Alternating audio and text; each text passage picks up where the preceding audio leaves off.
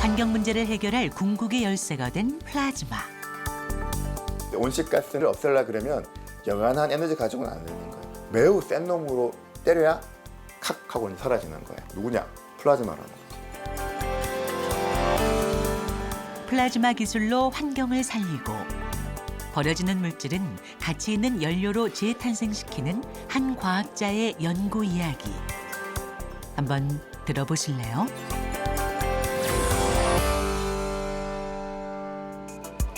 이 박사 연구팀은 플라즈마를 이용해 버려지는 쓰레기에서 에너지원을 만드는 연구를 하는데요. 우리가 보통 바이오매스라고 부르죠. 커피 찌꺼기 버리게 되거나 뭐 이렇게 하는 거를 또 자원화하기 위해서 거기에서 우리가 원하는 자원을 뽑아내기 위해서 플라즈마로 처리를 하는 그런 장치라고 보시면 되겠습니다. 커피 찌꺼기는 우리나라에서만 연간 약 10만 톤 이상이 배출됩니다. 연구실에선 플라즈마를 이용해 처치 곤란이었던 커피 찌꺼기로 쓸모있는 자원을 만드는 중인데요. 커피를 태워가지고 뭐 기체 유효한 뭐 수소 같은 기체를 사용할 수도 있고 아니면 이 숯 자체도 한 번 더 처리 과정을 거쳐가지고 활성탄으로 만들어서 흡착제로 사용할 수 있고 그래서 뭐 여러 가지 그런 연구들이 진행이 되고 있어요. 커피 찌꺼기가 플라즈마를 만나면 입자 구조가 바뀌면서 탈취제와 흡습제 등에 쓰이는 탄화물로 재탄생됩니다. 플라즈마는 보시는 것처럼 그냥 1초 이내에 온도가 확 올라가게 돼요. 그러면 이 커피 웨이스트가 받는 열속이 굉장히 크게 되는 거죠. 그건 다른 장치가 해줄 수 없는 일이에요. 그렇게 되면서 이 커피 웨이스트 처리되는 과정에서의 구조상의 공급의 크기라든지 이런 부분들이 바뀌어지는 부분들이에요. 저희가 제일 주목하고 있는 부분은 우리가 플라즈마를 켜는 운전 조건을 조정을 할 수가 있으니까 이 사이즈를 우리가 원하는 대로 좀 조절할 수 있지 않을까 그런 기대를 가지고 있어요. 다른 입자들이 없는 특성을 가진 궁극의 물질 플라즈마. 물질은 온도에 따라 고체, 액체, 기체로 상태 변화가 일어나는데요. 물을 기준으로 했을 때 고체에 열을 가하면 액체가 되고 그 액체에 다시 열을 가하면 기체로 변합니다. 그렇다면 기체를 일반적으로 10,000도 이상의 고온으로 가열한다면 바로 물질 중 가장 높은 에너지 밀도를 가진 제4의 물질, 플라즈마가 되는데요. 플라즈마가 되면 원래 같이 있던 정상적으로 있던 원자 안에 있던 핵과 전자가 같이 있다가 전자가 떨어져 나와 버리는 거예요. 그러다 보니까 얘는 플러스가 되어버리고 전자는 마이너스 상태로 돌아다니는 거죠. 그래서 그 이온화된 극성을 띠고 있는 기체 상태가 사전적 의미가 되겠고요.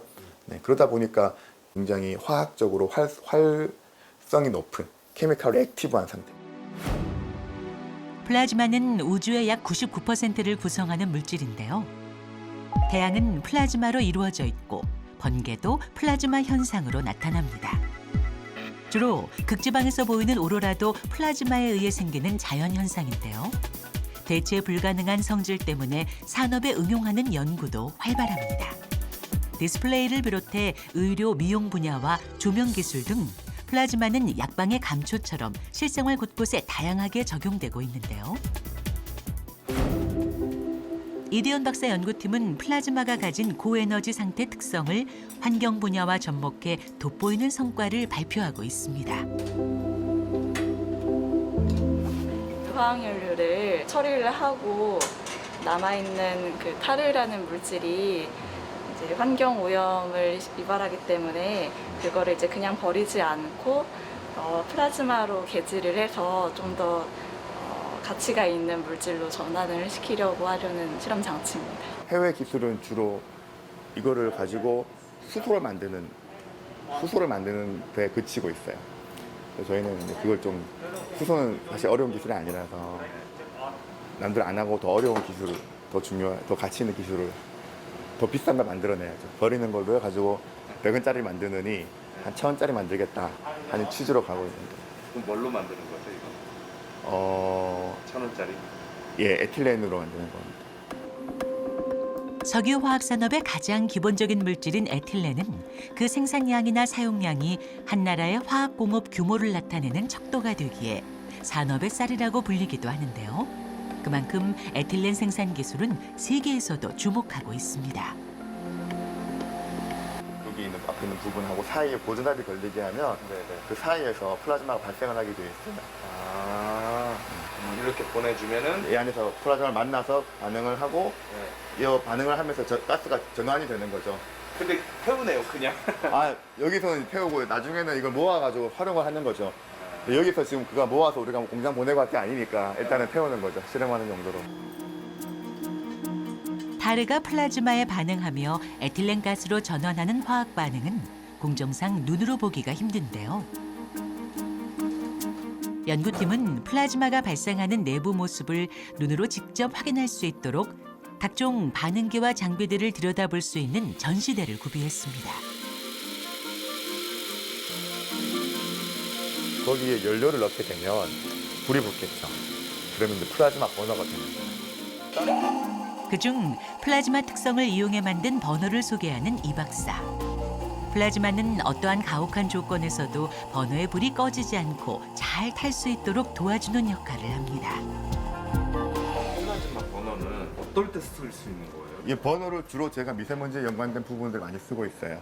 그 디젤 차량들에서 나오는 먼지들, DPF라고 부르는 장치인데 기가 다시다 보면은 트럭이나 차 뒤에 스티커 붙은 거 보셨을 거예요. DPF라 가지고 그 장치가 엔진에서 나오는 매연을 걸러주고 있어요. 근데 이제 매연을 걸러줬는데 문제는 걸르면 막혀버리잖아요. 주기적으로 태워줘야 돼요, 얘를. 디젤 차량에 들어가는 DPF는 매연을 1차적으로 걸러주지만 시간이 지나면서 쌓인 매연으로 배기관이 막힐 위험이 있는데요. 근데 이게 쌓이다 보면 간헐적으로 태워서 없애줘야 돼요. 막혀버리니까.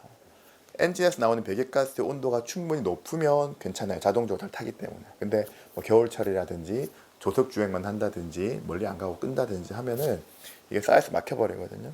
그럼 강제적으로 태워서 없애야 되는데 일반적인 버너를 가지고 하면 운전 범위나 이 불이 만들어지는 그 안정성에 있어서 좀 불안한 면들이 있어요. 플라즈마 버너는 기존 버너에 비해 배출가스 온도가 높아 디젤 차량의 매연을 보다 효과적으로 처리할 수 있습니다. 특히 군용 차량은 저속 운행과 단거리 주행이 많아 기존의 장치로는 매연 배출 문제를 해결하기 어려웠는데요. 연구팀에서는 지난 2018년 군용 차량 50대에 플라즈마 버너를 시범 설치했습니다. 이게 저희가 점검을 한번 했어요. 중간 데이터를 좀 모아가지고 점검을 한번 했고 여기 보시면 그 당시 3월 달에 이 장치를 딱 달았을 때 단 직후에 이제 매연이 얼마나 줄어들었냐 92, 95, 뭐 90, 100, 97, 94, 97, 100, 97 나오죠. 이건 단 직후예요. 그리고 9월 달에 다시 체크를 했어요. 그때 매연이 얼마나 줄어들었냐 100, 100, 100, 90, 100, 100, 100, 95, 100, 100, 100, 100, 96, 97, 100, 98, 100 이렇게 되는 거예요. 군에서 되게 이제 좋아하시고 고마워하세요. 그 장병들 굉장히 막 시커멓게 뿜어져 나오고 막 하고 힘들었는데 이거 해가지고 좋아졌다고. 내가 만든 장치가 세상에서 막 움직이고 돌아가고 누군가가 혜택을 주고 있고 뭐가 되고 있네? 라는 거는 매우 뿌듯하고 즐거운 경험이죠. 세상에 꼭 필요한 기술을 만들겠다는 일념으로 연구에 매진한 결과 시간이 흐르며 기술은 하나둘 빛을 보기 시작했습니다. 플라즈마 버너 기술을 개발한 공로로 지석영상을 수상하고 대한민국을 이끌 주역으로 꼽히기도 했는데요. 장관 표창장은 물론이고 세계적인 대회에서 최우수상까지 수상했다는 이 박사. 최근엔 기술을 찾는 곳이 많아지며 바쁜 하루하루를 보내고 있다는데요. 하지만 지난 날을 돌이켜보면 처음부터 탄탄대로를 달려온 것만은 아니었습니다. 탄탄대로라 하면 길이 탄탄하다는 뜻이잖아요. 탄탄하게 하려면 얼마나 두들겼겠어요, 이거를. 예를 들어 처음에 저희가 매연 관련된 거 했을 때 했던 게 노상 그 자동차 배기관에 얼굴을 대고 막 이렇게 보고 이렇게 막 맡으면서 하고 조선의 배 이런 거 시스템에 가면 되게 공간이 클 것 같은데 매우 협소해요. 파이프 튜브 틈새에 들어가서 막 이렇게 작업을 하고 매우 다양한 일들을 해왔죠. 그는 스스로를 맨 땅에 헤딩하며 배운 현장형 연구자라고 말합니다. 때론 맨 바닥과 더 가까운 시절이 있었지만 소중하지 않은 시간은 없었다는데요. 다 함께 연구하는 동료들 덕분입니다. 실제로 책상 앞에 앉아 일하는 시간보다 현장을 찾는 시간이 더 많다는 이 박사. 아무리 어려운 문제일지라도 답은 언제나 현장에 있기 때문입니다.